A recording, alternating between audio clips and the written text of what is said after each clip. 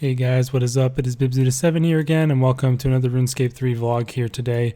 In this video, we're going to be talking about this week's update and patch notes, as there was actually a pretty significant little, it's not really a full rework or anything like that, but a couple of big changes to a distraction diversion, Shattered Worlds, which they've been talking about wanting to do for a long time, but I hadn't realized was even in the works, let alone close to release. So it was a bit of a surprise to see it in the notes this morning, at least for me. I'm just going to be doing archaeology in this video. You guys can see my sweaty strats that I'm doing currently at the level 100 Carat spot. I'm currently level 104 here on my hardcore, and at the moment I'm sitting at rank 5 on the high scores, so I have definitely made up for the time that I spent getting the outfit and the Mattock of time and space. I'm just hoping that I can continue to climb and get up to the top at rank 1 if possible. I'm gonna maybe try to get rank 4 tonight if the target doesn't move at all, which is just over 105, and then also, you know, rank 3 is not too far off that. Rank 1's pretty far away at the moment at 27 mil XP, but I have been gaining day over day slowly, so yeah, I'm hoping I can continue to catch up. And once I get to level 106, it's going to be a pretty big boost for me, as I'll be going to the place inside the table and getting artifacts from there to sell to the collector for the RS3 collection, which will give me 100 pylon batteries per turn in, which is 50k XP, as well as chronotes to buy some boosts with from the shop. So yeah, I am still grinding quite a lot here, and I am going to be hopefully breaking up into the top 3 or higher in the next couple of days if I keep going with it. I'm really hoping I can actually make it to the top here, and I have been playing quite a lot, obviously, so hopefully that will be able to get me there. But anyways, enough about that. Let's get into the notes. So yeah, like I said, there was a pretty big change to Shattered Worlds here, and basically they added a lot of the stuff that they said that they were going to add in the past. They've added some new objectives to give it a little bit more variety, although they're not really all that different as far as I can tell. There's one for dealing a certain amount of damage in a single world, which, like, how is that really that much different from killing a certain amount of enemies? Not really. And then there's one different one that's a little bit different, which is repair the portal. So you have to kill enemies and they have a chance to drop a portal repair kit, and when you found 3 of them you can repair the portal. But still, it's just killing enemies. It's just like a small tweak to it that's maybe going to make it a little bit more engaging. And they've lastly also made a new one because they've actually added some bosses to it, which I was happy to see. And there's an objective for summoning and killing the boss, which you have to kill a certain amount of enemies to summon the boss and then defeat that boss. So they have added bosses to Shattered Worlds, which is something that people had suggested for a long time, pretty much ever since the D&D came out, as a way to make it a bit more interesting. And they basically took a bunch of bosses from within the game and have added them in. And those bosses are the God Wars Dungeon 1 Generals, which doesn't include Nex, the Chaos Elemental, the Dagonoth Kings, and the Barrows Brothers. So a nice selection of lower leveled bosses in there that will hopefully just make the experience a little bit more enjoyable and vary it a little bit more. So I'm looking forward to giving it another try at some point to see what that's like. I still don't have the Salt the Wound ability on this account, and I think there's other stuff you can get from there as well that I'd probably like to have. So yeah, I was glad to see that. I was kind of hoping that they might have some bosses specific to the D&D, but it makes sense that they don't want to spend time making those, considering it's a small part of the game and stuff. So yeah, either way, I think it's a cool change that they made to add those in, and I'm sure people who do a lot of Shattered Worlds will enjoy it. Well, maybe they won't because I'm sure the bosses are going to be extraordinarily hard to kill at the higher levels of Shattered Worlds, but maybe you can make use of the new Blood Reaver familiar to circumvent the accuracy issue by using food to eat and damage them via that. But I mean, I don't know what I'm talking about, so I'm just gonna pull stuff out of my ass there. But anyways, moving on, they also said that they've made a couple changes to weekly challenges. So gold challenges will now require you to beat worlds from 80 to 100 plus, because they wanted to make it more reasonable to better represent the reward and the difficulty that they will pose to you. So I think that makes sense, and it's good that they have, kind of made it a little bit more sensical how it's balanced. They've also made it so that you can reset those weekly challenges with the weekly D&D reset token. I think previously you could do them multiple times, but after the first time you did it, it would be way, way less rewarding. But now you can only do it once, and then if you want to do it again, you do have to use one of the resets, which I think is good. I mean, it makes sense for it to be on a weekly reset token if it is a weekly thing that changes. So yeah, that's good right there. They've also added the spirits of battle from to the shop there, and those are used for the Slayer masks, which are also, of course, bought at the shop there. And those can be used with the Slayer mask to reset the kill count you have on it. And basically, if you don't know, what the Slayer mask does is it will keep a kill count of the number of kills you have on the monster the mask is for. And I think, I'm not sure how often, I can quickly look it up if I don't, because I do not know 100%, and I do want to get this right. They do give you like a double drop chance every 10th kill. That's what I thought it was, but I didn't want to say it without making sure. So they will give you a double drop every 10th kill, but that I think caps out at 1,000 kills, if I'm not mistaken here. The wiki is not the best in terms of organized information on this, but yeah, it doesn't seem to. Oh, I see. Every creature. Oh, each mask has a set amount of kills assigned to it. So I guess it varies per monster that the mask is for. But at a certain point, you reach the limit, and at that point, you will no longer be getting the double drops or the extra experience and damage that the mask also provides, apparently. But basically, with the Spirit of Battle, you can reset the kill count to get those benefits once again. And that's basically the reason why you might want to reset that kill count. So yeah, sorry for the live research I had to just do there, but either way, let's get back to the notes. And yeah, that is now purchasable, and they are 100 million anima each, which is a lot of anima. So I would think pretty hard before you spend all of that anima on one of those things.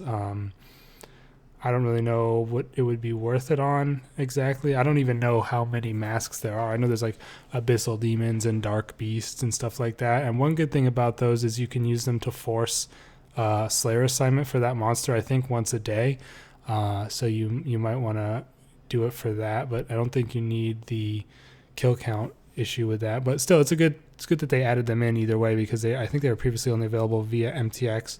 So it's good to see that they've been added to the shop, and it makes sense that they're there because there's already Slayer masks available in the shop.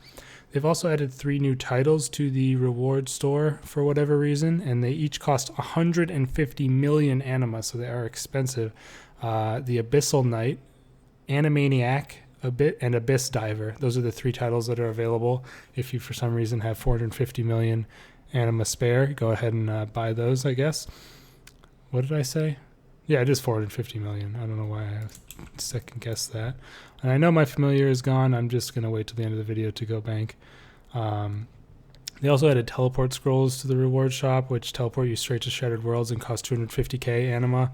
I can't really see a reason that you would really want those. I don't know. It's the same sort of situation with the seeds you can buy from the Ancient Zygamite shop at Herbie Werby. It doesn't make much sense to me why you would waste the points you're getting from the minigame on teleports to get there when it's not that hard to get to as it is. I don't know. I don't understand that too much. But I mean, I would like it if both of those things had a permanent version that you could buy that was like much more expensive. But I guess can't see that happening really. They also made some general fixes to the interfaces and some other, minor bugs and stuff apparently that were happening. You can also now skip the the whatever it's called at the end, the summary screen that was normally, it normally took kind of a while to go through as far as I remember from when I did it. So I'm glad to see that they added that potential skip. And they've also made it so that so sometimes if you're going through Shattered Worlds more quickly than they would expect, you actually are able to skip worlds. So if you go fast enough, you can like skip a world and not have to do it. And that is now calculated on objective completion rather than on leaving the portal, so you don't have to worry about speeding over to the portal as fast as you can after completing your objective if you're trying to skip worlds, which I think is definitely nice.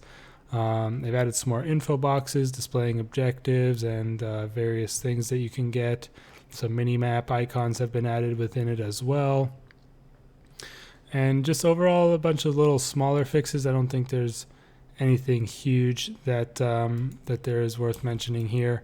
But yeah, I think it's generally, aside from the stuff I already mentioned, I don't think there's any other huge things worth mentioning. But I think it's great that they made these changes. It's definitely a nice thing to see because the D&D, in my opinion, was pretty boring.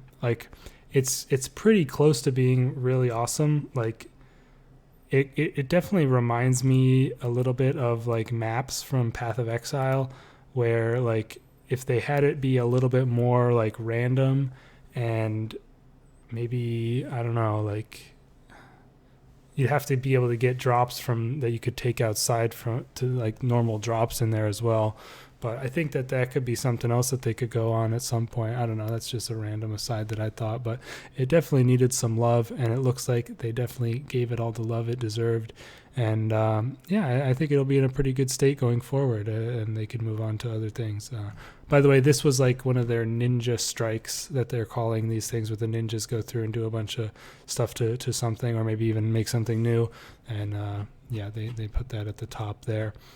A bunch of stuff there. One other thing that's also included in this Ninja Strike section is to the Mage of Zamorak, the one that teleports you to the Abyss from like level 5 Wilderness or whatever. You can now configure him to be a left-click teleport, which is nice, just a little convenience thing, which I really appreciate them adding because it's it's just nice to have. And you can just configure that and have them be a left-click teleport. So it's kind of like the bonfires in Prif, where you can configure those to be either cook or burn logs. It's nice to see that they are adding that to more things. I'm really hoping that at some point in the future we can get the ability to change what the left-click is on our action bar items. They had that at the game jam, and I saw they had like a working proof of concept for it at the very least, and I would love to see that continue to come in. It's like right now this is teleport, and that's probably fine for what I would want, but say I'm doing something random for some reason, I want it to be collector information when I press the keybind. Can't do that currently, but that might be something in the future. But anyways, moving on now to further changes to Archaeology. There were quite a few additional patches in this week. Not a whole lot that was really all that significant. They fixed the medium clue scroll in the exam center if you were having any issues with that. They also nerfed the hero Mattock. Guildmaster Tony's Mattock had its precision reduced by 5 from 90 down to 85. So pretty significant thing there, as the Mattock of Time and Space base precision is 80. It was previously 10 more. Now it's only 5 more. And as far as I've heard, it is really, really OP. So I guess it was something that needed to be nerfed as far as most people were concerned. And a lot of people were kind of upset that this came out with the skill. They think it should have made it come out a little bit later, because the Mattock itself had too big of an impact on the 200 mil race, which did end today, by the way. Lemmy got 200 mil first and maintained his number 1 spot on the high scores, so congrats to him. That has been nerfed now. So I guess if you missed out on the early bird bonus of spending 15 bill on a skilling item, you're going to have to take the nerfed version at some point later down the road. Moving on, a couple little small things. For some reason, they changed the wording of the sprite focus message to close in instead of, I think it was home in before. I don't know why. They didn't list why. They just said that they changed it, which, I don't know, just seemed weird to me for them to change that for like no reason. But yeah, there you go. They also changed the Nosarog sculpture artifact, which previously it's a level 94 archaeology artifact gotten from the animal pens at the Warforge. And prior to now, it did require soapstone to restore, and you aren't able to get soapstone until level 98 archaeology. So it didn't really make much sense. That was the only artifact of that type in the game. So they changed it from soapstone to warforged bronze, which you can obviously already have at that point. So I think that's a good change, although a lot of the mid and high 90s plots are still pretty bad in my opinion, because a lot of them, if not all, require 2 or 3 additional materials that don't even get given to you by the plot. So you have to buy them or go caches. Like at this plot I'm at right now, for the scrolls, you need the Ancient Vis, the Vellum, and the Blood of Orcus. And for the vials, you need the Ancient Vis and the Imperial Steel. And you get all 4 of these items from these plots here, which is, it's nice. I'm still not obviously getting enough to make all the artifacts that I get, but like I don't have to go get stuff to make any of the artifacts at all. Like every trip I can make, a couple of the artifacts and then some go in the bank, but I can actually make some. But like with these things in the 90s, you can't even make some of them. So it's pretty annoying. And I think that they should rethink those ones, because I skipped most of those even on my main just because they were a pain to have to do, spend so much money on materials that I'm not getting passively. And unfortunately, by the way, with this week, there was no change to caches. And as you can see, we still got people that are just sitting on these things. Like, this guy's got 120 thieving cape and everything. What are you doing, dog? Like, is this really worth the money to you? I just don't understand, honestly, unless he's an Iron Man, but maybe he is. I have no idea. How would I be able to tell? I would not, but still, caches are just ridiculous. Like they're literally like every single world is packed if you're not, on at the crack of dawn or whatever. And I don't know. I think there needs to be some sort of change. It's mostly a problem because of all the people with frickin' alt accounts that just have like 500 alt accounts at the frickin' caches. Like I'll log in to a cache world and I'll see people with the names like 65HJBWK46. And they'll have like level 1 all skills and 70 archaeology. And it's just like, I don't know. Like I'm fine with alts in general, but when they're taken away from the, resources that are competitive, it's kind of a pain in the ass and annoys me a little bit. Especially, when I'm on Iron Man here and I have no choice but to try and compete with these people. I know it's the game style, that I chose and everything. So I'm not really complaining about that, but it's just like, it doesn't make sense because it's so far from the game philosophy and like the design that they've been going for with the skilling updates for the past like 5 years now. You've got stuff like Elder Trees, which are, individualized, and stuff like, I think safe cracking is also individualized, or maybe it's not. I don't know. I don't actually know about that. But still, like mining and smithing, obviously the big one that was literally changed away from the competitive nature to a non-competitive way. It just, I don't know. I've harped on about this in my other videos as well, but I really think they need to do something about it. Be that increase the spawn rates or make them not despawn at all. I don't know. But yeah, that is that. They've also changed the destroy option on the lore pages, which is probably good because a lot of people were concerned about, can I actually destroy these or will I need them later on? It's now been changed to a transcribe function because that is what they do. They just immediately go into your logbook when you get them, or your journal or whatever. So you don't need to keep them at all. You can, anytime you want, read them from your journal, and that'll, I guess, make it easier for people to understand that is not an issue. They also fixed the Inquisitor staff, which is the mage version of the Hexbow Pterosaur Maul type thing. Apparently it was not applying to some attacks the damage buff that it should have been doing, so that was fixed. Notably missing from this week also is the Ripper Demon Familiar nerf. I thought that would be coming this week. Apparently it is not yet. They must be still working on it, I believe.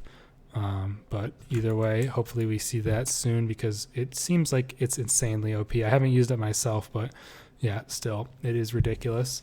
They made some changes to the event. I think this event ends tomorrow. I really hope it ends tomorrow, because I am sick of it.